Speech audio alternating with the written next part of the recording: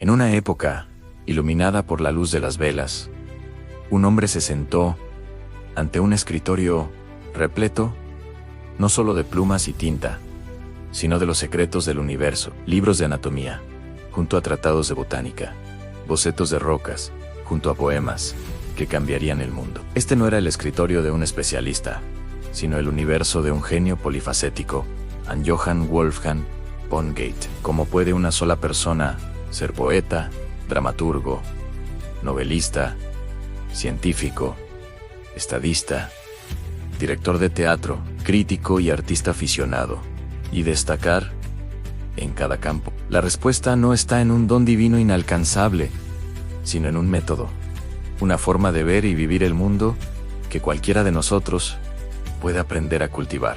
Bienvenidos al método GTE, el arte de convertirse en un genio en 10 disciplinas diferentes. Nuestra historia comienza no en un teatro o una biblioteca, sino en un jardín. Vemos a Goethe no con la pluma, sino con una lupa, examinando la delicada estructura de una hoja. Para él, la naturaleza no era solo un telón de fondo para sus poemas. Era el poema mismo. Buscaba lo que llamó la Erbpflanze, la planta arquetípica, la idea platónica de la que todas las plantas eran variaciones. Esta búsqueda obsesiva de patrones subyacentes, de principios unificadores, fue la primera clave de su genio. No se conformaba con catalogar. Quería comprender la gramática de la creación. Observaba con una intensidad casi infantil, creyendo que la percepción directa, sin el filtro de teorías preconcebidas, era la forma más pura de conocimiento. Este enfoque,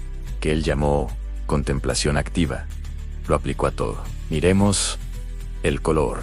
En una época dominada por la física newtoniana, que descomponía la luz en un espectro, Goethe tomó un camino diferente. En su teoría de los colores, no se centró en la luz como un fenómeno físico abstracto, sino en cómo la percibimos. Para él, el color surgía de la interacción entre la luz y la oscuridad. El amarillo nacía cuando la luz atravesaba un medio turbio, mientras que el azul surgía al ver la oscuridad a través de un medio iluminado. Su ciencia no era fría y distante, era humana, basada en la experiencia directa. Aunque la física moderna siguió el camino de Newton, el trabajo de Goethe revolucionó el arte, influyendo a pintores como Turner y Kandinsky, quienes entendieron que el color tenía un poder emocional y psicológico que la física no podía explicar.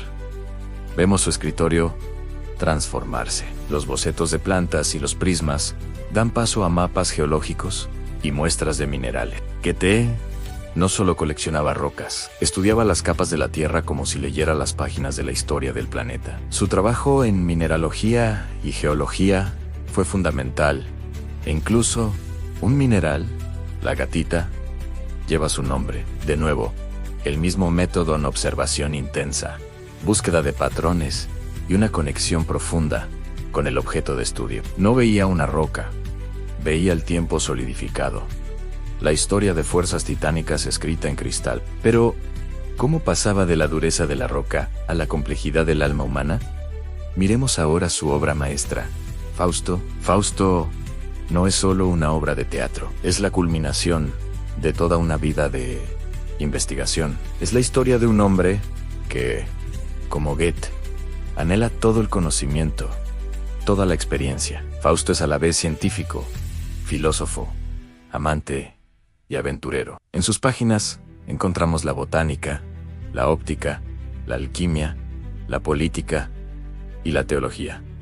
Todo entrelazado en la búsqueda de un hombre por el significado. Goethe tardó casi 60 años en completarla, comenzándola en su juventud y terminándola poco antes de su muerte. Fausto es la prueba de que sus diversas pasiones no eran distracciones, sino afluentes que nutrían el gran río de su creatividad. Cada disciplina le daba una nueva lente para entender la condición humana.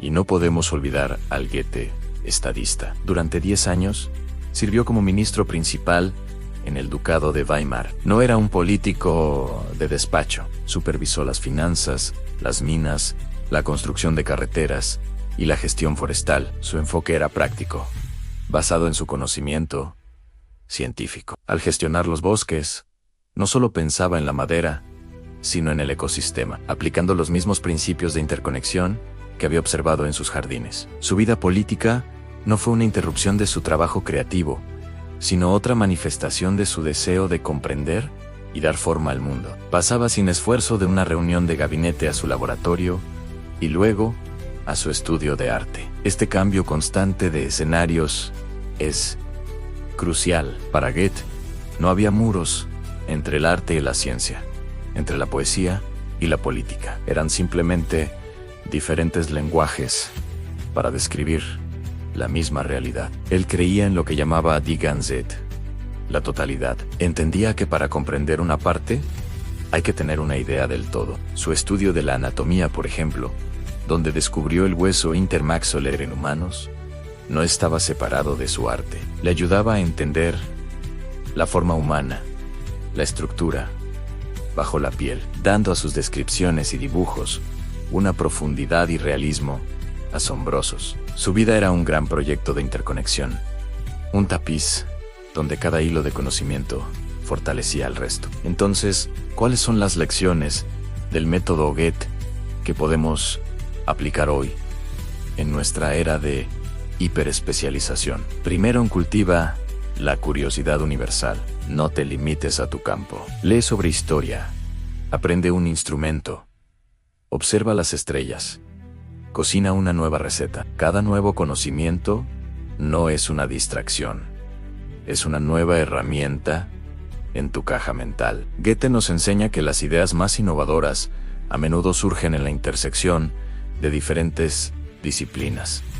Segundo, practica la contemplación activa. No te limites a consumir información pasivamente. Observa el mundo que te rodea con atención plena y deliberada. Dibuja lo que ves, aunque no seas un artista. Describe un objeto con el mayor detalle posible. Intenta comprender las cosas desde sus principios fundamentales.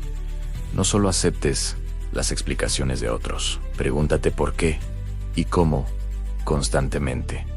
Tercero, abraza la unidad del conocimiento. Deja de pensar en arte y ciencia como opuestos. Son dos caras de la misma moneda.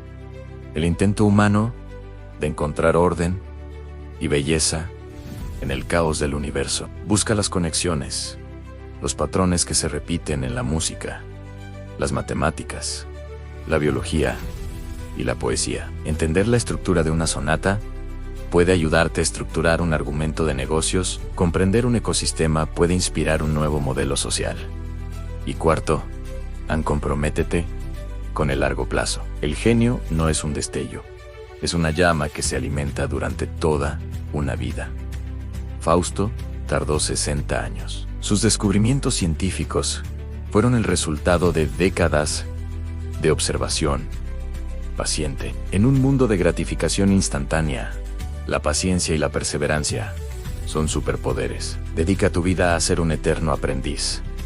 Goethe no era un superhombre, era profundamente humano, lleno de dudas y pasiones. Su genio residía en su compromiso inquebrantable con el crecimiento, en su negativa a ser confinado en una sola caja. Nos demostró que la mente humana no es un pequeño recipiente que se llena, sino un fuego que se enciende. La próxima vez que sientas que tus intereses son demasiado dispersos, que estás saltando de un tema a otro sin un enfoque claro, recuerda a Goethe.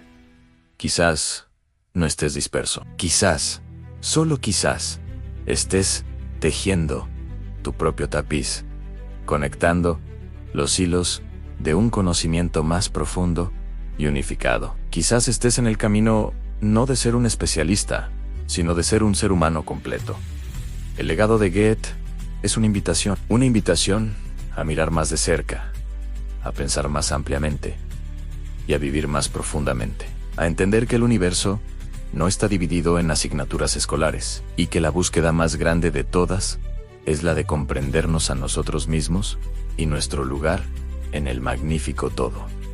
Gracias por acompañarnos en este viaje. Si esta historia te ha inspirado, suscríbete y activa las notificaciones para no perderte más exploraciones sobre las mentes más grandes de la historia. Hasta la próxima. Hasta la próxima.